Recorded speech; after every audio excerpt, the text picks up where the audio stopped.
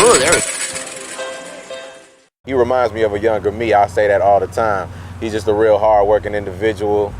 He stays in the studio. You know, he's a workaholic just like myself, and that's what we do. Chingy, born Howard Earl Bailey Jr., March 9, 1980. 2 Chainz, Shauna, I-20, Lil Fate, Phil Mob.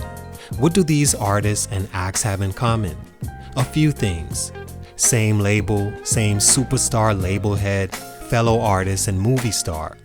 But they also have been lumped into a group that the majority look back and wonder why they never flourished in the early 2000s until they parted ways with Ludacris and DTP, or never at all. Chingy in particular is the most confusing because he was a star.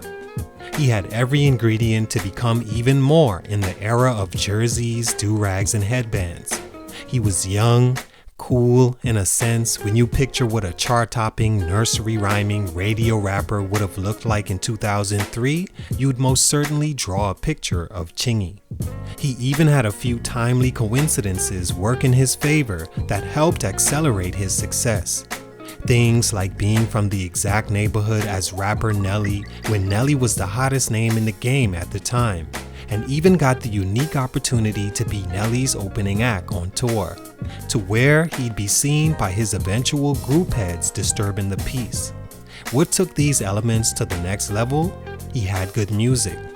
Whether you're a fan of his work or not, you can't deny the millions of fans that went out and physically purchased his music, leading to platinum albums and millions made off his name. He was essentially a newer, younger version of Nelly you could sell to the younger generation, especially females at the age of having to convince their parents to spend on their favorite artists. The expectations for Chingy were enormous, and rightfully so. He had it all. Being anything less than a superstar would have been a huge disappointment. Being pretty much an afterthought after just his third album was laughed at as impossible, but it happened. Another artist under Ludacris that was allegedly held back in some way and left feeling taken advantage of, all while Ludacris became an icon in hip-hop and rap. Does all the blame fall on Luda? No. If you ask Chingy himself, he'll let you know that the initial problems in his career may have even been started by himself. Either way, Chingy did not become a superstar in hip-hop, and soon as he hit the jackpot, he lost it all, and things haven't been the same since. Here are 3 reasons Chingy's growth was stunted. It's your boy JC Stunted Growth. Let's get it, man.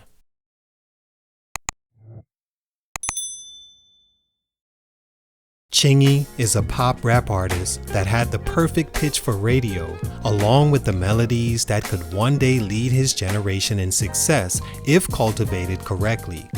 He's from Walnut Park in University City, St. Louis, the same neighborhood Nelly claimed and famously referred to as U-City. Inspired originally by Michael Jackson, it was him discovering Eazy-E that made him want to rap, and before his teenage years, he was recording his first songs and forming a group called Without Warning with the little brother of Nelly's good friend and signee, Ali. At 16, he recorded a song that would become one of the biggest hip-hop songs of the early 2000s and a staple in the rap success of the Midwest. Of course, that song was Right There, which became the song that got him signed to Ludacris and DTP after hearing an unfinished version on his demo.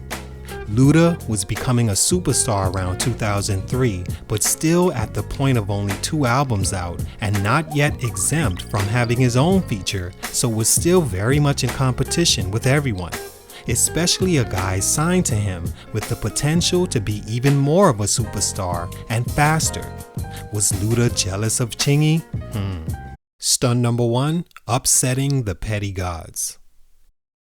Things can't be certain when questioning a reason those artists mentioned in the opening never flourished under Ludacris.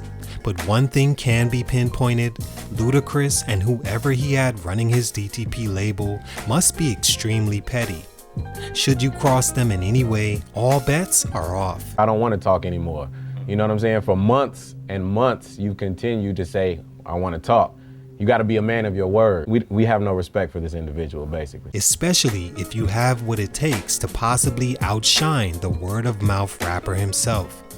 Chingy's first verse and hook on the song Right There got him signed after label manager Shaka heard his demo and immediately realized the hit they had on hand, so requested Chingy finish it as soon as possible. A song made at 16 was now being released for Chingy at 22 years old on April 14, 2003, 4 months after he was signed. The song blew up all across the radio, 106 in Park, and music charts, becoming his first of 5 top 5 Billboard hits. It was the lead single off his July 2003 debut release, Jackpot. The album burst on the scene with 3 top 5 hit songs and went double platinum in less than a year, but received harsh reviews for having no substance, slightly biting Nelly, and each song sounding like an attempt at a second single. Regardless, this was a huge release for DTP, who till then really had no success from their other artists on the level of Chingy, not named Ludacris. The following singles to Right There, Holiday Inn, and One Call Away rounded the album and were huge reasons to the success of his debut. After the album, Chingy's representatives didn't believe he was receiving proper compensation and hired an outside lawyer to look into his statements, who came to conclude Chingy was in fact being robbed, allegedly. Luda and Shaka found out about the accusations through the media and resented Chingy for speaking on in-house business. This led to Chingy being released from the label and starting his own, Slide-A-Lot Records, which seen lower success with his second album Powerballin' in 2004 because of lack of promotion and fans choosing a side between he and Ludacris, now a superstar in hip-hop. Stunt number 2, unceremonious return to DTP. Looking back on it, I probably would have, if I could have did any different, I wouldn't have re-signed with Disturbing the Peace. In my opinion, Chingy's second growth stunt came ironically at the same place his first issues with the music industry arose. I don't know if it's me or does the general public feel whenever an artist is signed to another bigger artist, then begins to have problems with them and leaves, they rarely leave to become bigger artists. Unless of course you're 2 Chainz or The Game.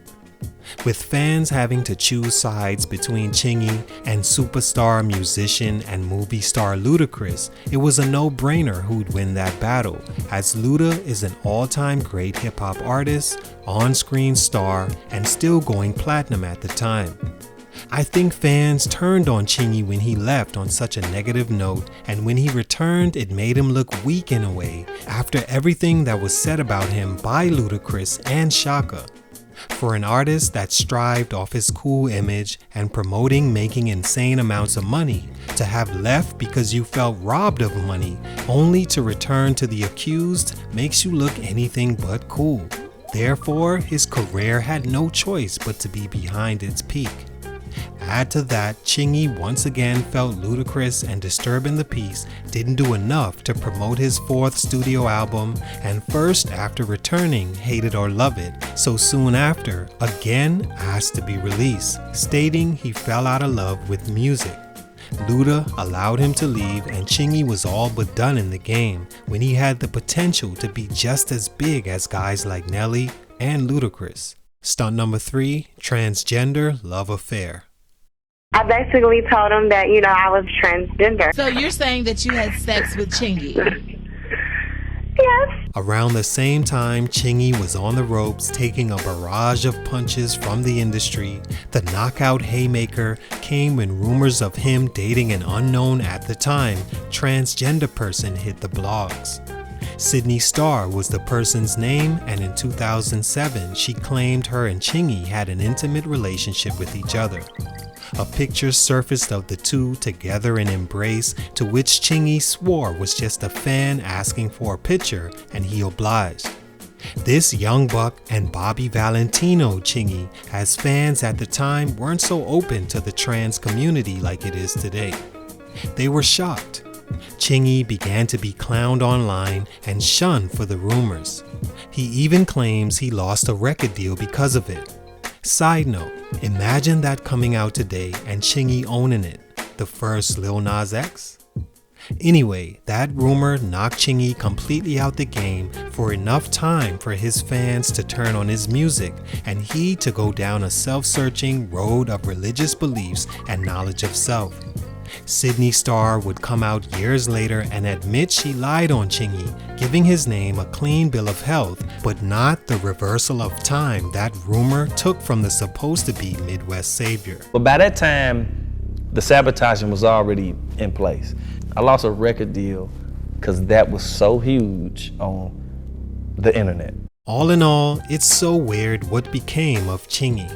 He was a surefire artist that dealt with every negative that comes with music industry fame, which caused him to lose hold of his career. His music became a college-level history class of boredom when it began as fun, catchy, and full of potential. He has since amended relationships with Ludacris and, believe it or not, Sydney Starr, and is now focusing on music once again, signing to Bungalow Records under Universal and planning a tour in 2021. Salute to him, much respect, but for these reasons, Chingy's growth was stunted. It's your boy JC Stunted Growth, and I'm out.